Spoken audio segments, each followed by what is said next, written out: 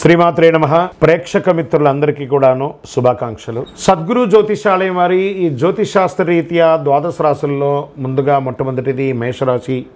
అశ్విని నక్షత్రం 1, 2, 3, 4 పాదములు, భరణి నక్షత్రం 1, 2, 3, 4 పాదములు, కృతికా నక్షత్రం మొదటి పాదానికి ఉన్నటువంటి వారు మేషరాశి వారిగా పరిగణించబడుతున్నారు.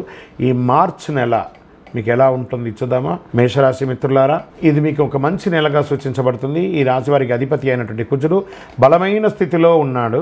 బుధుడు ఈ నెల అనుకూలంగా పనిచేసే అవకాశం ఏమాత్రం లేదు. సూర్యుడు 5వ ఇంట్లో ఉన్నాడు, 2వ ఇంట్లో బృహస్పతి ఉన్నాడు. శని తిరోగమనంలో మరియు సూర్యుడు ఇద్దరు లాభాలుగా ఉన్నారన్నమాట. ఉద్యోగంలో కొంచెం హ్యాపీగా సాగుతుంది. సహ ఉద్యోగులు మీ పనులతో సహకరిస్తారు. మీ యొక్క జీతభత్యాలు వేతనాలన్నీ పెరిగే అవకాశాలు ఉన్నాయి. ప్రమోషన్స్కి ఏమైనా మీకు ఉంటే కూడా అడ్డాలన్నా అవన్నీ కూడా తొలగిపోయే అవకాశాలు ఎక్కువ ఉన్నాయి. నగదు ప్రవాహం గణనీయంగా పెరిగే అవకాశాలు గట్టిగా ఉంది. ఆదాయం బాగా వృద్ధి చెందుతుంది. వ్యాపారం చేసేవారికి పురోగతి ఉంటుంది. అమ్మకాలు లాభదాయకంగా ఉంటుంది.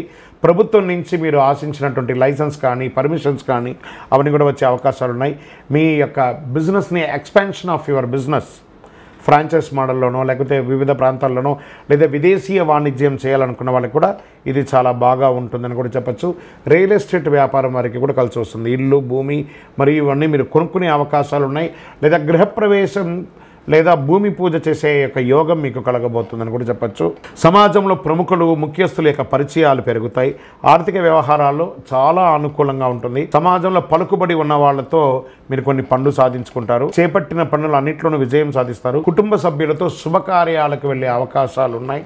చిన్ననాటి మిత్రుల యొక్క కలయిక ఆనందాన్ని కలిగిస్తుంది. మీకు కొద్దిపాటి అనారోగ్య సమస్యలు కనబడుతున్న లివర్కి సంబంధించి కానీ లేదా ప్రాంక్టియస్కి సంబంధించిన కానీ ఇవన్నీ కూడా ఒకసారి చెక్ చేసుకోండి.